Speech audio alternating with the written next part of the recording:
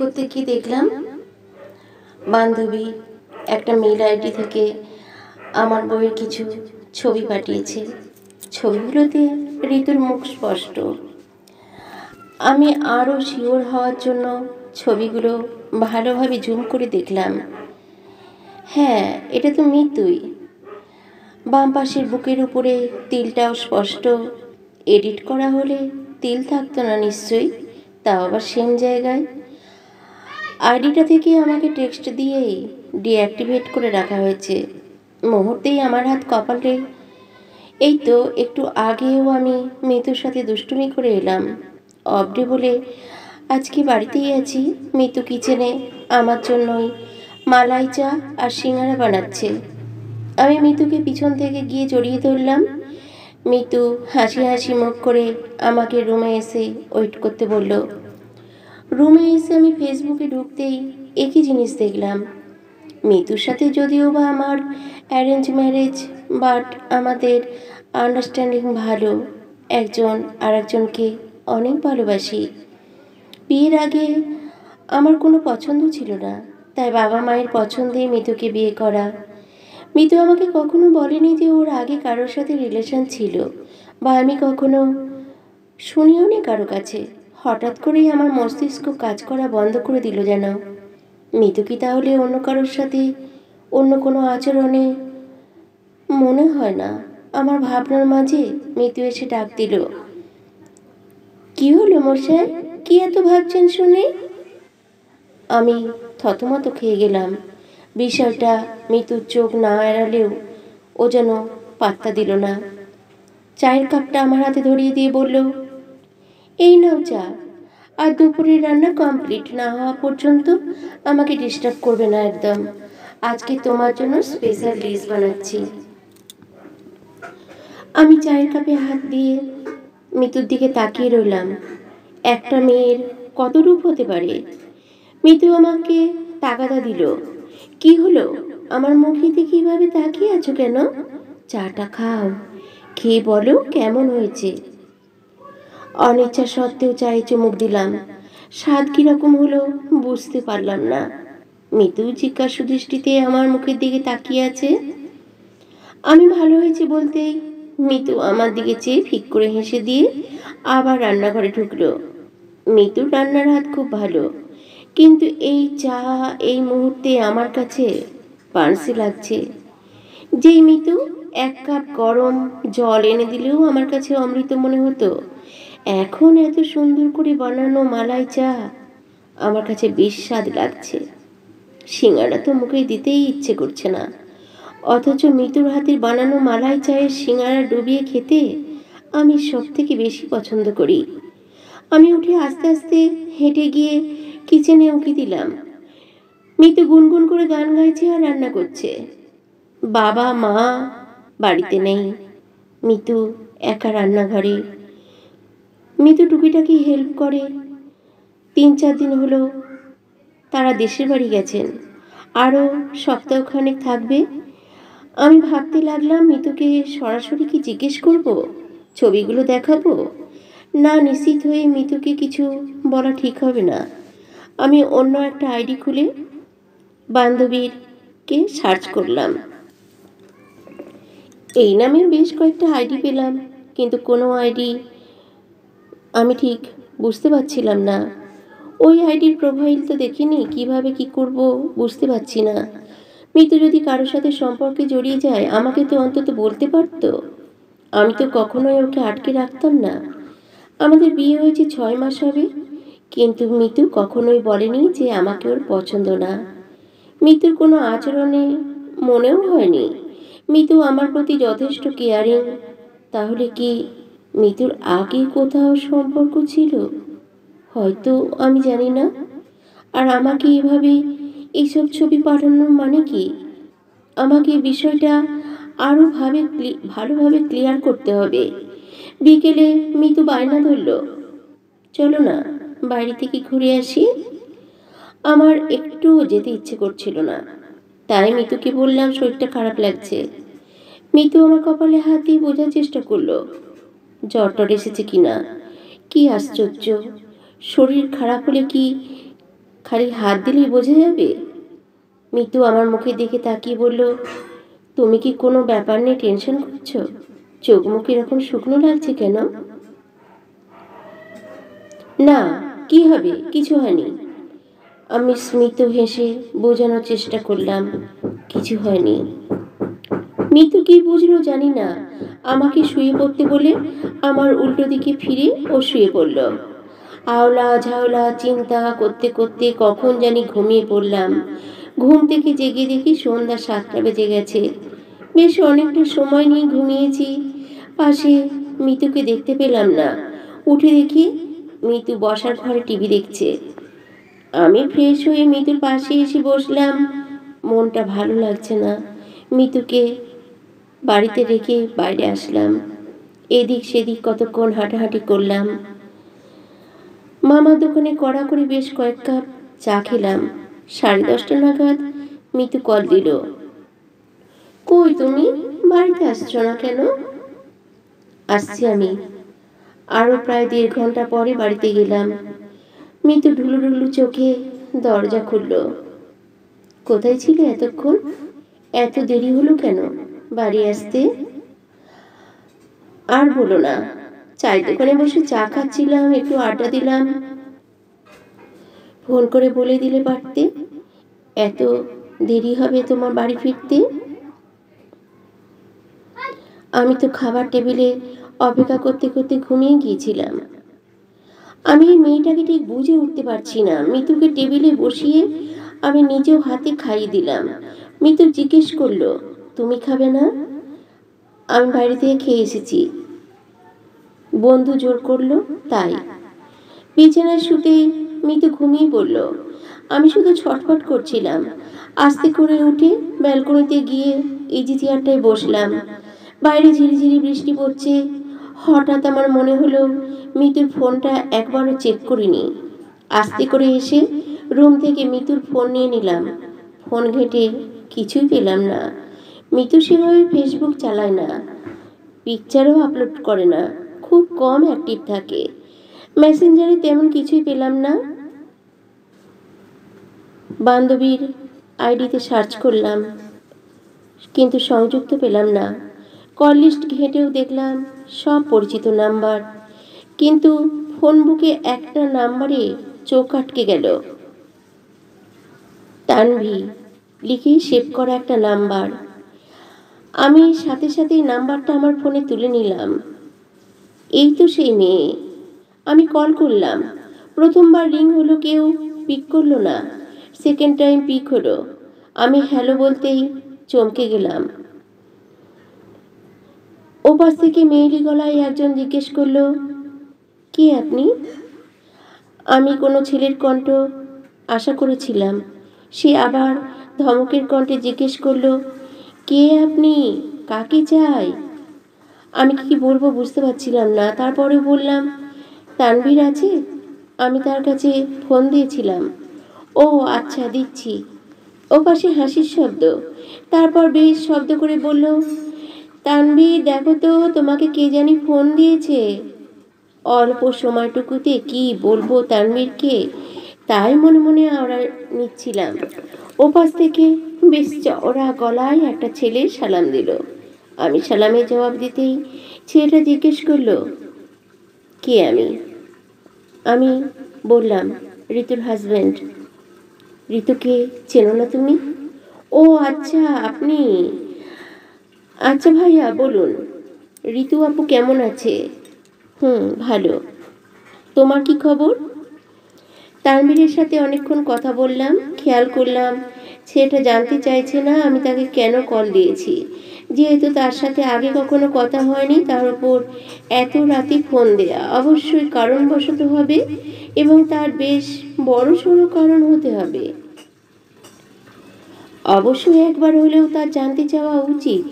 কিন্তু আমাকে অবাক করে দিয়ে ছেলেটা জিজ্ঞেস করলো, কোনো সমস্যা হয়েছে কি ঋতু আপুর সাথে? এত রাতে কল দিলেন যে? না, আমরা সবাই ভালো আছি। ঋতু হঠাৎ করে বলল যে তোমার সাথে কথা বলবে, তাই কল দিলাম। ও আচ্ছা আচ্ছা, ঋতু আপু কই? ও আসলে একটু বাথরুমে গেছে। হারামিটা আমার কোনো খোঁজ খবর নেয় না। বিয়ে করে তো ছোট ভাইকে পর করে দিয়েছে, আর এতদিন পরে কথা বলার কথা বলে এখন বাথরুমে গিয়ে বসে আছে। ঠিক আছে, ও আসলে আমাকে কল দিয়েন। আচ্ছা, ভালো থেকো। কলটা কেটে দিয়ে একটা দীর্ঘ নিঃশ্বাস ছাড়লাম। না, কোনো ক্লু পাওয়া গেল না। এটা মনে হচ্ছে ঋতুর কোনো ছোট ভাই। সে কেন এই কাজ করতে যাবে? এ কাজ যে করেছে সে চায় না ঋতুর সাথে আমার সম্পর্ক থাকুক। ঋতু তার সাথে কানেক্ট আছে অথবা ছিল। হতে পারে মিতুর কোনো এক্স বয়ফ্রেন্ড।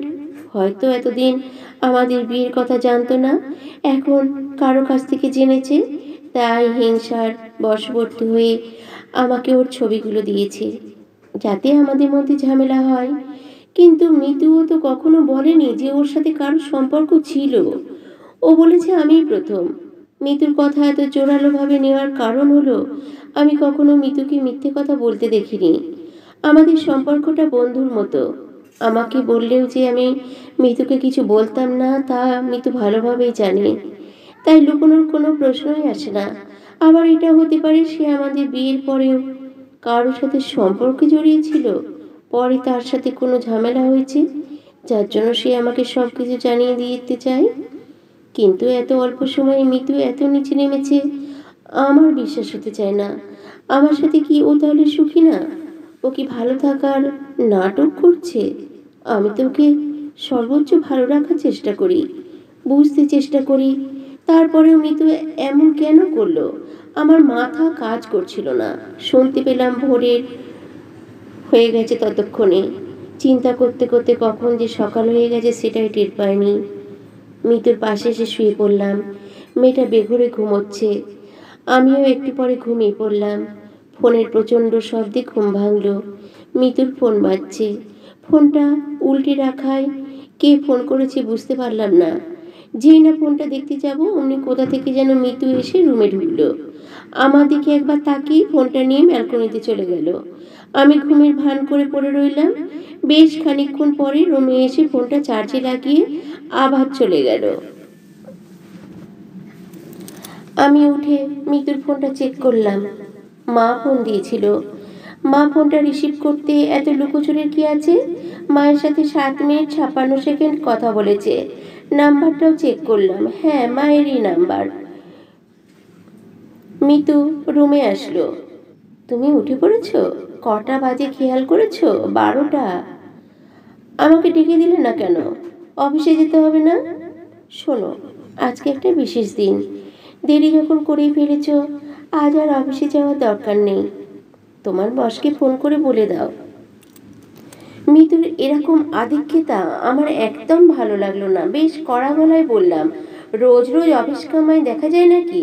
চাকরি না থাকলে বিশেষ দিন দিয়ে কি করব? এখন যেতে হবে। ঠিক আছে, তাহলে খেয়ে নাও। আমি বাইরে খেয়ে নেব। মিতুর মুখটা মলিন হয়ে গেল। যাকে ও যা করেছে তার তুলনায় এটা কিছুই না। মিতু রুম থেকে চলে গেল। বাইরে বের হয়ে ভাবলাম আজ আর অফিসে যাব না।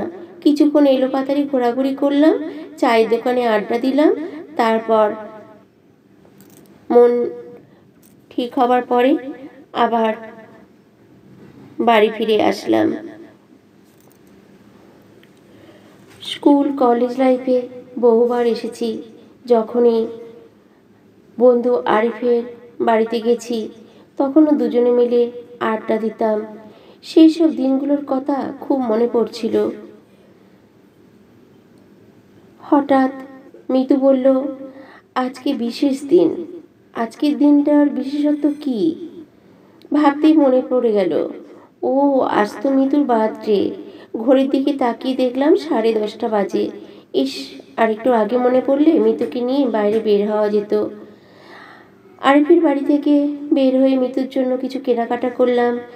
একটা কাঁচা বেলি ফুলের মালা, মহাদেব সাহার একটা কবিতার বই আর 1 বক্স চকলেট। বাড়িতে আস্তে আস্তে আজও লেট করে ফেললাম। মিতু দরজা খুলে দিল। মিতুর চোখ দুটো লাল আর ফোলা ফোলা। মেয়েটা নিশ্চয়ই কান্না করেছে। আজকের দিনে এরকম করা উচিত হয়নি আমার। মিতুর হাতে প্যাকেটটা ধরিয়ে দিলাম। মিতু প্যাকেট নিয়ে কোনো আগ্রহ দেখালো না, শুধু বলল, ডাইনিংয়ে খাবার দেওয়া আছে, খেয়ে নিও। মিতু কাঁথা মুড়ি দিয়ে শুয়ে পড়ল। আমারও আর ভালো লাগছিল না, তাই মিতুর পাশেই চুপচাপ শুয়ে পড়লাম। একসময় ঘুমিয়ে পড়লাম। মিতু উঠে বালিশের পাশ থেকে ফোনটা নিল, ফ্ল্যাশ লাইট অন করে ড্রেসিং টেবিলের উপরে ওর হ্যান্ডব্যাগ থেকে একটা কার্ড বের করলো এবং ছিঁড়ে টুকরো টুকরো করে জানালা দিয়ে ফেলে দিয়ে আবার চুপচাপ শুয়ে পড়ল। পরের দিন সকালে হইচই শব্দে ঘুম ভাঙল। বসার ঘরে গিয়ে দেখলাম বাবা মা চলে এসেছে। মাকে জিজ্ঞেস করলাম, মা, তোমাদের না আরো পরে আসার কথা ছিল, তোমরা এত তাড়াতাড়ি চলে এলে? আসলে তোদের জন্য মন খারাপ লাগছিল তো, তাই। আর তুই তো জানিস যে তোর মা তোকে না দেখে একদম থাকতে পারে না, একমাত্র ছেলে বলে কথা। তাছাড়া মিতু ফোন করে বলে দিয়েছিল। মায়ের হয়ে বাবা উত্তর দিলেন, কি গো মা, তুমি বলনি ছেলেকে? আসলে বাবা, ওকে সারপ্রাইজ দিতে চেয়েছিলাম। যাক, ঋতু সব সামলে নিল। ফ্রেশ হয়ে বাবা মায়ের সাথে খাবার খেলাম। মিতু কচি কলা পাতা কালারের একটা শাড়ি পরেছে, সেই সাথে হাত খোঁপা দিয়েছে কাল রাতের আনা বেলি ফুলের মালা আর চোখের সামান্য কাজল। এতটুকু সাজেই মেয়েটাকে অপসরই লাগছে। তবে ফুলের মালা বাসি হয়ে ফুলগুলো শুকিয়ে গেছে, ঠিক মিতুর মুখের মতো, কেমন নিষ্প্রাণ মলিন। খাবার খেয়ে অফিসের জন্য রেডি হতে মিতু আমার পিছন পিছন আসলো। তোমার কি কোনো কারণে মন খারাপ? মিতুর কথায় আমি চমকে গেলাম। একবার ভাবছি বিষয়টা বলে দেই, পরে ভাবছি থাক, নেক্সট যদি কিছু হয় তখন বলবো। মনের কথা মনে রেখে মিতুকে বললাম, কই না তো, মন খারাপ থাকবে কেন? তাহলে কি কোনো বিষয় নিয়ে তুমি আপসেট? না মানে কয়েকদিন ধরে কেমন যেন চিন্তিত দেখাচ্ছে তোমাকে, আমার কাছে বলতে পারো। না তেমন কিছু না। কিছুই না হলে আমাকে এরকম অ্যাভয়েড কেন করছো? আমি দুদিন যাবৎ নোটিশ করছি কোনো প্রয়োজন ছাড়া তেমন কথাও বলছো না। কই, কে বলেছে? আসলে অফিসে একটা নতুন প্রজেক্টের দায়িত্ব পেয়েছি তো, টু মাচ ক্রিটিক্যাল। সেটা আবার আজকেই বসের সামনে প্রেজেন্টেশন করতে হবে, তাই একটু চিন্তিত। সাথে একটু চিন্তিত হবার ভান করলাম।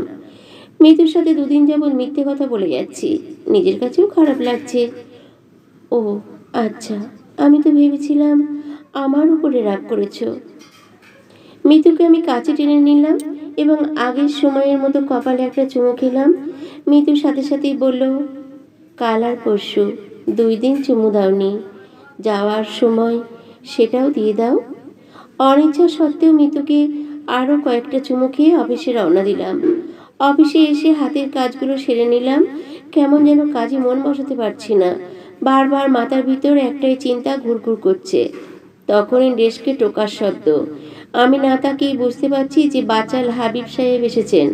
এই মুহূর্তে প্যান প্যান করে আমার মেজাজ না খারাপ করে যাবেন না।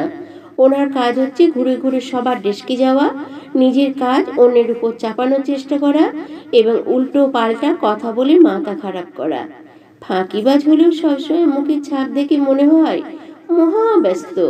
ওনার প্রেজেন্ট সাইরেন হচ্ছে টেবিলের উপর টোকা দেওয়া। হাবিব ভাই একটা চেয়ার টেনে বসে বললেন, কি খবর আদনান সাহেব, কাল অফিসে এলেন না যে? একটু ব্যস্ত ছিলাম। আপনার খবর কি? আমার আর খবর, ঘরে বাইরে সব কাজ তো আমাকেই করতে হয়, ভীষণ ব্যস্ততায় থাকি। ঘরের সব কাজও আপনি করেন? কষ্টের কথা আর কি বলবো ভাই, আপনি আপন দেখেই বলছি বলে আমার দিকে কিছুটা ঝুঁকে এলেন। আসলে ঘরের কাজেও আমাকে করতে হয়, বউটা ভালো না, ছেড়ে দেব। যে স্বামী বউয়ের ভয়ে ঘরের কাজ করে সে আর যাই হোক বউকে ছেড়ে দিতে পারে না। তাও মজা নেওয়ার জন্য বললাম, কবে ছেড়ে দিচ্ছেন? শীঘ্রই। আসলে বউ হচ্ছে হাতলবিহীন সুটকেসের মতো, বহন করতেও কষ্ট, আবার ফেলে দিতেও মায়া লাগে। উনি একটা দীর্ঘ সময় ভাষণ দেওয়ার টপিক পেয়ে গেলেন। এড়ানোর জন্য বললাম, কফি খাবেন নাকি? আমি খাবো। জানেন না আপনি, কফি দেখলেও আমার বমি আসে। আপনি খান, আমি গেলাম, কাজ আছে। কপাল কুঁচকে উঠে গেলেন। মনে মনে বললাম, তোর কপালে এর থেকেও খারাপ বউ যেটা দরকার ছিল রে। বাড়িতে ফিরে বেশ একটা ভালো সময় পার করলাম। সবাই একসাথে ডিনার করলাম। কয়েকদিন বাবা মা ছিল না, কিন্তু মনে হচ্ছে অনেক দিন যেন ছিল না। মিতুর সাথেও অনেকটা সহজ হয়ে গেছি। খেয়ে দিয়ে রুমে আসলাম। আমি আমার মতো করে শুয়ে পড়লাম। মিতু অন্যদিকে মুখ ঘুরিয়ে শুয়ে আছে। অথচ এই মেয়েটা সব সময় আমার বুকে মুখ লুকিয়ে ঘুমাতো। মিতুকে আমার দিকে ফেরাতে গিয়ে আবার হাত গুটিয়ে আনি। কোথায় যেন একটু আড়ষ্টতা আছে। কিছুক্ষণ এপাশ ওপাশ করে ব্যালকনিতে আসলাম। ব্যালকনির এক পাশে গ্রিন লিফ অর্কিড, এক পাশে নীল অর্কিড, সাথে কোকোপিট ভর্তি ছোট ছোট ঝুলন্ত টবে নাম না জানা বীজও ঋতুর লাগানো। সব কিছু সুন্দর, ভালো, শুধু আমার মনটা ভালো না। আকাশে মেঘ জমেছে, পশ্চিমে বাতাস বইছে। আমার মিতুকে সব কিছু খুলে বলা উচিত। পিঠে কারো হাতে স্পর্শ পেলাম। তাকিয়ে দেখি মিতু। মেয়েটা হুট করে আমাকে জড়িয়ে ধরে ঝরঝর করে কেঁদে দিল। এই মুহূর্তে আমার কিচ্ছু জানতে ইচ্ছে নেই। মিতুর কান্না থামলই না। কি হয়েছে মিতু, এভাবে কাঁদছো কেন? মিতু আমার থেকে নিজেকে ছাড়িয়ে নিল। এখন ওর হেঁচকি উঠছে। আমার অনেক কিছু বলার আছে তোমাকে। আমি তোমাকে অনেক আগে একটা মিথ্যে কথা বলেছি। তুমি আগে কান্না থামাও, পরে শুনবো। মিতুকে সান্ত্বনা দিচ্ছি। মিতু আমার কথা পাত্তা দিল না। বলতে শুরু করলো, তোমার সাথে বিয়ে 3 বছর আগে আমার ইফাদ নামে একটা ছেলের সাথে রিলেশন ছিল। আমরা দুজন দুজনকে অনেক ভালোবাসতাম। কিন্তু হঠাৎ একদিন আমাকে না জানিয়ে স্কলারশিপ নিয়ে জাপান চলে গেল। ইফাদের সাথে যোগাযোগ করার অনেক চেষ্টা করেছি, কিন্তু পারিনি। এ পর্যন্ত বলেই মিতু চোখের জল মুছল। ছেলেটা তোমার সাথে যোগাযোগ করেনি? কৌতূহল নিয়ে জানতে চাইলাম। না, কিন্তু কিন্তু কি? গত সপ্তাহে ওর সাথে শপিং মলে দেখা হয়েছিল। আমি ওর সাথে কথা বলেছি। ও বলেছে ও এখনো আমাকে ভালোবাসে, বিয়ে করতে চায়। ও আমার বিয়ের কথা জানতো না। ও বলেছে তোমাকে ডিভোর্স দিয়ে ওকে বিয়ে করতে, যদি আমি সত্যি ওকে কখনো ভালোবেসে থাকি। আমি ফেক আইডি খুলে তোমাকে আমার ছবিগুলো পাঠিয়েছি। মিতু এক নিঃশ্বাসে বলে গেল, আর তাতেই কি আমি তোমাকে ছেড়ে দেব? সম্পর্ক এত ঠুনকো মিতু? ইফাদ আমাকে ওর একটা কার্ড দিয়েছিল। বলেছিল আমি যদি রাজি থাকি যেন ওর সাথে যোগাযোগ করি। কিন্তু এখন আমি বুঝেছি তুমি আমাকে কতটা ভালোবাসো। তুমি আমাকে ক্ষমা করে দাও। তোমার ভালোবাসায় আমাকে আমার দায়িত্ব কর্তব্য পালন করতে শিখিয়েছে। তুমি আমাকে যা শাস্তি দেবে দাও, কিন্তু আমি আর নিতে পারছি না। দুদিন নিজের সাথে অনেক যুদ্ধ করেছি।